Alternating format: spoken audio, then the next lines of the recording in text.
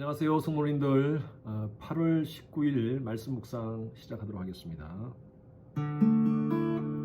이와 같은 때에 난 노래하네, 사랑을 노래하네, 주님께. 이와 같은 때에 손 높이 손 높이 드네, 주님께. 주님 사랑해요.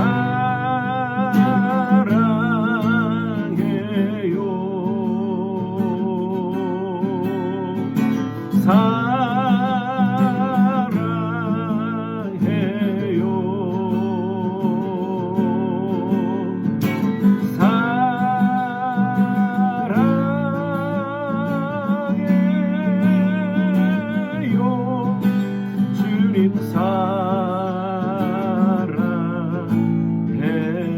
주님 감사해요. 주님 감사해요.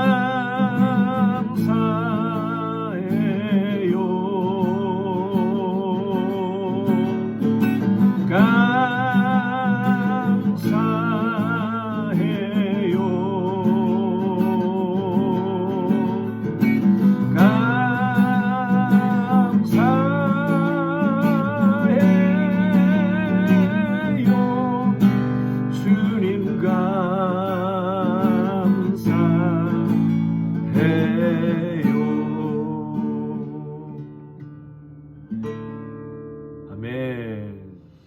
오늘 묵상할 하나님 말씀은요, 사사기 7장 15절에서 16절 두 절 함께 읽겠습니다. 15절 16절입니다.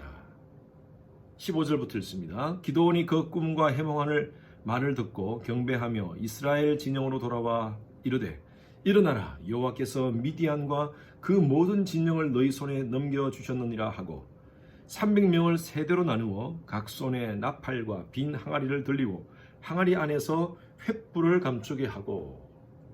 이스라엘 백성들은 하나님께서 하나님의 자녀로 택해 주셨습니다. 그리고 하나님의 백성 삼아주시고 거룩한 제사장 나라로 하나님께서 삼으셨습니다. 그럼에도 불구하고 이스라엘 백성들은 하나님의 은혜를 다 잊어버리고 마치 하나님의 존재가 없다는 것 같이 그렇게 행동하였습니다. 그때마다 하나님의 백성들을 하나님이 가만히 두시지 않고 깨닫게 하시기 위해서 주의 나라를 들어서 이스라엘 백성들을 연단시키십니다. 다른 나라의 압제에서 고통을 받고 있을 때 하나님의 은혜로 말미암아 사사를 통하여 이스라엘은 다시 평화가 찾아오게 됩니다. 이런 말이 있습니다. 받은 은혜는 돌 위에 새기고 베푼 은혜는 물 위에 새기라라는 말이 있습니다.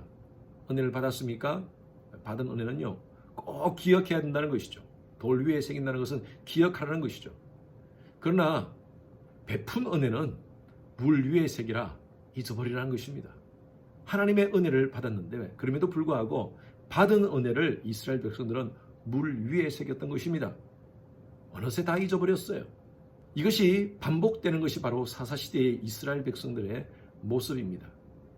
오늘은 이스라엘의 5번째 사사 기드온에 대한 얘기가 계속 이어집니다. 우리가 어제 그저께 말씀을 통해서 묵상했던 것과 같이 기드온은요, 타작 마당에서 일하는 농부였습니다. 그럼에도 불구하고 하나님께서 그를 부르셨어요. 얼마나 소심한 사람인지 하나님이 부르셨을 때, 우리 그저께 묵상했나요? 화요일날 이스라엘을 구원할 사사로 부르시는 것이 맞습니까? 그것을 확인하기 위해서 하나님 앞에 정표를 요구합니다. 양털을 마당에 놓고, 하나님, 오늘 밤에 이슬이 내리되 양털은 흠뻑 젖고 땅이 마르면 이것은 하나님의 정표로 알겠습니다. 그런데 그 다음날 보니까 진짜 그대로 되었거든요. 한 번 더 부탁합니다. 하나님, 이제는 반대로 양털에는 이슬이 내리지 않고 주위에 있는 땅에만 이슬이 내릴 수 있도록 해주십시오. 하나님께서 그대로 해주셨어요. 저는요, 이 기도원의 이 정표에 대한 기도가 사실은요, 제가 어스틴 주님의 교회 올 때 하나님 앞에 기도원 같은 기도를 했습니다. 2006년도 4월입니다. 기도원과 같이 하나님 앞에 정표를 구했었습니다. 하나님, 제게 확실하게 하나님께서 어스틴 주님의 교회 가는 것이 맞다면 정표를 보여주십시오. 그때 제게 가장 큰 이슈가 뭐였냐면요, 바로 영주권이었습니다. 이전 있던 교회에서 스폰서를 해주셔서 영주권이 4월 달에 나오는 것으로 되어 있었어요. 그런데 그때 우리 주님의 교회에서 저를 4월 달에 청빙을 했어요. 영주권이 나와야지 갈 수 있는 상황입니다. 당연히 저는 4월 달에 영주권이 나올 줄 알고 그 당시에 변호사 사무실에다가 확인을 했습니다. 4월 달에 영주권 나오는 거 맞죠? 그렇게 확인하니까 변호사 사무실에서 이렇게 얘기를 하는 거예요. 목사님, 지금 사람들이 많이 밀려서 목사님은 한 10월경이 나올 것 같습니다. 4월 달 나오는 것은 거의 불가능합니다. 라고 이렇게 얘기를 하시는 거예요. 아니 4월 달 나오기로 했잖아요 하니까 미안합니다. 목사님 4월 달은 못 나옵니다. 목사님보다 5개월 먼저 신청한 사람들이 지금 나오고 있습니다. 그때 제 생각이 이런 생각이었어요. 어스틴 주님의 교회로 가는 것이 하나님의 뜻이 아니겠구나. 내가 영주권을 받지 않고 어떻게 그곳으로 갈 수 있는가. 제 아내와 기도하는 가운데 갑자기 이런 생각이 들었습니다. 정말 하나님께서 어스틴 주님의 교회 사역을 하기를 원하신다면 영주권 4월 달에 나올 수 있지 않겠나. 그래서 기도원과 같이 하나님 정표로 영주권 4월 말까지 나올 수 있도록 해주십시오. 그때 한 2주 남겨놓고 그 기도를 시작했습니다. 여러분 4월 말까지 영주권이 나왔을까요? 안 나왔을까요? 안 나왔습니다. 제가 그때 4월 말에 그 소식을 듣고 가는 것이 아니구나. 주님의 교회로 나를 이끄시는 것이 아니구나. 그리고 마음을 접고 있었어요. 그런데 5월달이 들어서요. 2006년도 5월 제 기억으로 6일인가 7일경에 변호사 사무실에서 전화가 왔습니다. 목사님 왜요? 영주권이 나왔어요. 예? 아니 10월달에 나온다며요. 우리도 모르겠습니다. 어쨌든 목사님 거는 지금 나왔습니다. 라고 얘기하는 거예요. 제 생각에 한 5일의 오차가 있었지만 하나님께서 주님의 교회로 가라고 하시는구나. 그런데요, 제가 영주권 카드를 5월 말에 받았습니다. 그 카드를 받고 깜짝 놀랐습니다. 영주권 이슈가 된 날짜가 4월 28일이었습니다. 제가 그 카드를 들고 들들들들 떨었어요. 하나님께서 확실하게 가라고 하시는구나. 기도원의 그 기도와 같은 정표를 저는 경험했습니다. 목회를 하면서 이런 것들을 많이 경험할 때가 있습니다. 어쨌든 기도원은요, 하나님의 부르심 가운데 이스라엘의 사사로 이제 쓰임을 받습니다. 미디안과 전쟁하는데 그 당시는 숫자가 전력입니다. 13만 5천 명과 싸워야 됩니다. 이스라엘의 숫자를 다 모아보니까 3만 2천 명이었습니다. 3만 2천 명과 13만 5천 명이 싸우는 것은 이거는 불가능한 일이죠. 그런데 하나님이요, 기도원에게 나타나셔서 우리가 어저께 말씀 묵상했죠.